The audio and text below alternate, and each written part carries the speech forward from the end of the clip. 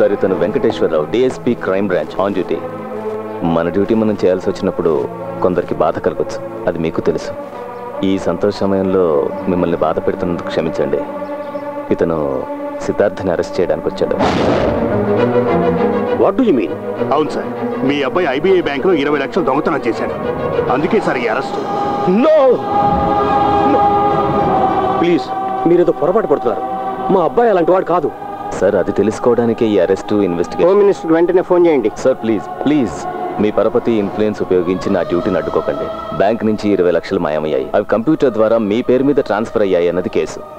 మీరు అడ్డుకోకుండా ఉంటే తాత్కాలికంగా ఫేవర్ చేసినట్టు.